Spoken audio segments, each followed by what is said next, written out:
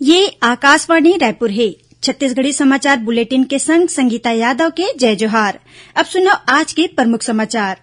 प्रदेश के कतकुन जगह में 3-4 दिन ले होवत सरलग बरसा के सेती जनजीवन अस्त व्यस्त, नदी नाला उफान में होय के सेती कतकुन गांव के सड़क संपर्क जिला मुख्यालय ले कट गे हे।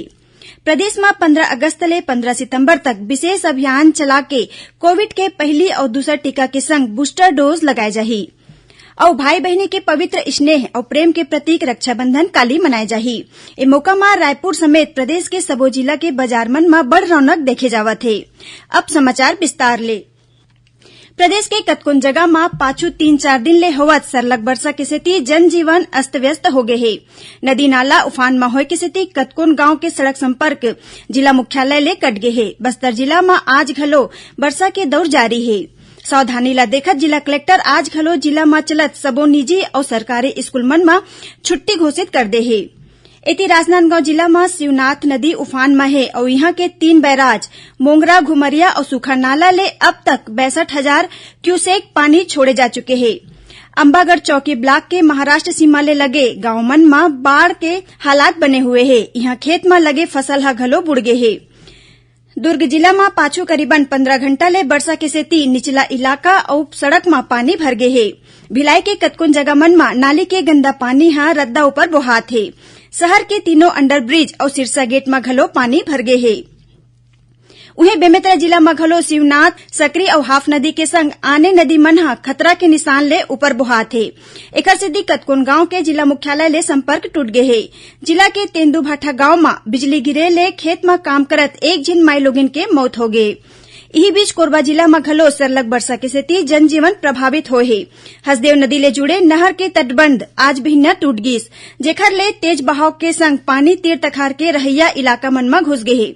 जिला प्रशासन की टीम ह राहत और बचाव के काम में लगे हुए है। प्रदेश में 15 अगस्त ले 15 सितंबर तक विशेष अभियान चला के कोविड के पहली और दूसरा टीका के संग बूस्टर डोज लगाए जाही। एखर पर आज मंत्रालय में वीडियो कॉन्फ्रेंसिंग के माध्यम ले मुख्य सचिव अमिताभ जैन के अध्यक्षता में कोविड टीकाकरण मॉनिटरिंग बर गठित राज्य स्तरीय स्टीयरिंग कमेटी के बैठका होइस। बैठका में मुख्य सचिव ह संभागीय मुख्यालय में स्थित 5 बड़का कार्यालय में काली ले 14 अगस्त तक टीकाकरण कैंप लगाए के निर्देश दिन। ओमन कहिन कि 19, 20 और 21 अगस्त के ब्लॉक स्तर के 5 बड़े कार्यालय मन में टीकाकरण शिविर में अमृत महोत्सव के तहत निःशुल्क बूस्टर डोज लगाए जाही। राज्य में अनुसूचित जनजाति और आने परंपरागत वनवासी मन ला जागरूक करे बर 15 अगस्त ले 26 जनवरी तक सामुदायिक वन संसाधन अधिकार जागरूकता अभियान चलाए जाही। ये अभियान के एक ठिन कैलेंडर तैयार करे गे है। विश्व आदिवासी दिवस के मौका में मुख्यमंत्री भूपेश बघेल ह काली ये कैलेंडर के विमोचन करीन। ये अभियान की शुरुआत स्वतंत्रता दिवस के दिन सबो ग्राम पंचायत मन में वन अधिकार कानून के बारे में जानकारी देत करे जाही। एकर बाद अवैया बछर जनवरी तक सबो वन आधारित गांव के ग्राम सभा मन में सामुदायिक वन संसाधन में चर्चा प्रस्ताव करे के लक्ष्य घलो राखे गे है। आजादी के 75 बछर पूरा होय के स्थिति देश भर में 13 ले 15 अगस्त तक हर घर तिरंगा अभियान चलाए जाही। अभियान के बारे में जागरूकता फैलाए खातिर छत्तीसगढ़ में कतकुन कार्यक्रम करे जात हे। इही कड़ी में रायपुर के मठपुराना स्थित शासकीय मुक बधिर स्कूल के लइका मन डहर ले हमर तिरंगा थीम अउ आने विषय में पेंटिंग बनाए गिस। राजनांदगांव जिला के मोहला ब्लॉक स्थित खड़गांव क्षेत्र में जंगली हाथी मन के एक दल ह उत्पात मचात हे।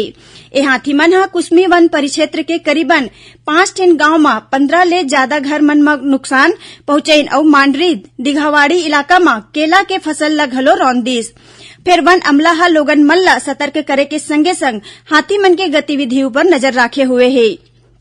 मानपुर के रेंजर पीआर ठाकुर ह बताइन कि हाथी मन के ये दल काली संझा मालूस गांव के तीर देखेगिस। एकर बाद ये हाथी मन नदिया पार करके मांडरी ले राजडेरा होके महाराष्ट्र डहर बढ़त हे।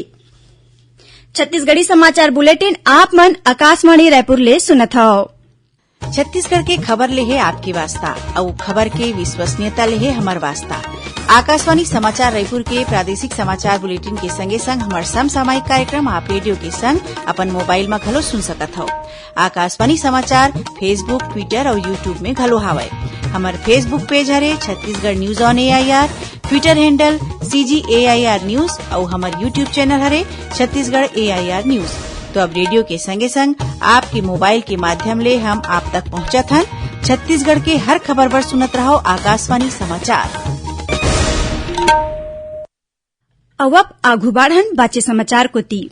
प्रधानमंत्री नरेंद्र मोदी हा ए महीना के 28 तारीख के आकाशवाणी ले प्रसारित होवैया मन की बात कार्यक्रम बर लोगन मन ले सुझाव मांगिन हे।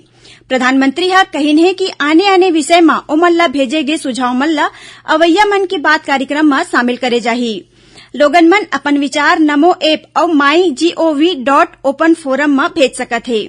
ओमन टोल फ्री नंबर 1800117800 में अपन सुझाव हिंदी और अंग्रेजी में रिकॉर्ड करा सकत हे। फोन लाइन 25 अगस्त तक खुला रही। 1922 में मिस्ड कॉल करके और SMS के माध्यम ले लिंक पाके सीधा अपन सुझाव प्रधानमंत्री ला भेज सकत हे। प्रदेश में परिवहन विभाग डहार ले तुहर सरकार तुहर दुआर के सफलतापूर्वक संचालन करे जात हे। एकर तहत पाछू एक बछर के दौरान 11,25,000 ले ज्यादा स्मार्ट कार्ड आधारित पंजीयन प्रमाण पत्र और ड्राइविंग लाइसेंस आवेदन मन ला उखर घर में भेजे जा चुके हे। इस सुविधा के शुरू होए ले लोगन मन ला परिवहन संबंधी 22 ठीन सेवा के लाभ घर बैठे मिलत हे। लोगन मन के सुविधा बर परिवहन विभाग डहार ले एक ठीन हेल्पलाइन नंबर 7580808030 जारी करेगी। भाई बहनी के पवित्र स्नेह और प्रेम के प्रतीक रक्षाबंधन काली मनाया जाही। रक्षाबंधन के तिहार ला लेके राजधानी रायपुर समेत प्रदेश के सबो जिला के बाजार मन में बड़ रौनक देखे जाथे। बाजार में कतकोन प्रकार के रंग बिरंगा राखी के स्टॉल लगाए गए हैं। ए बखत घलो स्व सहायता समूह के माईलोगिन मन डहर ले बनाए गए राखी आकर्षण के केंद्र बने हुए हैं। यही बीच जांजगीर चांपा के बहेराडीह स्थित किसान स्कूल में माईलोगिन मन पर्यावरण संरक्षण बर जागरूकता लाए के उद्देश्य ले पेड़ मन ला राखी बांध के रक्षाबंधन के तिहार मनाइन। राज्यपाल अनुसुईया उइके और मुख्यमंत्री भूपेश बघेल हा रक्षाबंधन के मौका में प्रदेशवासी मन ला बधाई और शुभकामना दिन। प्रदेश में रद्दा दुर्घटना ऊपर रोक लगाए बर परिवहन विभाग हा एक ठीन नवा कदम उठाए हे। एकर तहत सड़क सुरक्षा खातिर लोगन मन ला जागरूक करे बर सोशल मीडिया के मदद ले जाही। एमा अंतर विभागीय लीड एजेंसी हा लोगन मन ले सोशल मीडिया ले जुड़ के प्रोत्साहनकर्ता बने के अपील करे हे। अब समाचार थोड़किन सार में। मुख्यमंत्री भूपेश बघेल हा साहित्यकार और पत्रकार लीलाधर मंडलोई ला 14 अगस्त के वसुंधरा सम्मान ले सम्मानित करही। इंदिरा गांधी कृषि विश्वविद्यालय में शासकीय और निजी महाविद्यालय मन में चलाए जात BSc ऑनर्स कृषि उद्यानिकी और कृषि वानिकी पाठ्यक्रम में भर्ती बर ऑनलाइन काउंसलिंग के काम चलत है। उन्हें BSc स्नातक पाठ्यक्रम में प्रवेश बर 15 अगस्त तक आवेदन करे जा सकते। दुर्ग के सेंट थॉमस महाविद्यालय के NCC कैडेट साक्षी साहू के चयन स्वतंत्रता दिवस दिल्ली कैंप बर होए। ये कैंप 1 ले 16 अगस्त तक नई दिल्ली में करे जाथे। और बीजापुर जिला के मोदकपाल जब्बेपारा इलाका ले एक झीन माओवादी ला गिरफ्तार करे गे हे। एकर ऊपर सहायक आरक्षक के हत्या और यात्री बस में आगजनी के घटना में शामिल रहे के आरोप है। आखिर में प्रमुख समाचार एक घाव फेर। प्रदेश के कतकोन जगह में 3-4 दिन ले होवत सरलग वर्षा के सेती जनजीवन अस्त व्यस्त, नदी नाला उफान में होए के सेती कतकोन गांव के सड़क संपर्क जिला मुख्यालय ले कट गे हे। प्रदेश में 15 अगस्त ले 15 सितंबर तक विशेष अभियान चला के कोविड के पहली और दूसर डोज के संग बूस्टर डोज लगाए जाही। और भाई बहनी के पवित्र स्नेह और प्रेम के प्रतीक रक्षाबंधन काली मनाए जाही। ए मौका में रायपुर समेत प्रदेश के सबो जिला के बाजार मन में बड़ रौनक देखे जावत है। एकरे संग छत्तीसगढ़ी समाचार बुलेटिन इहे सिरावत है। जय जोहार।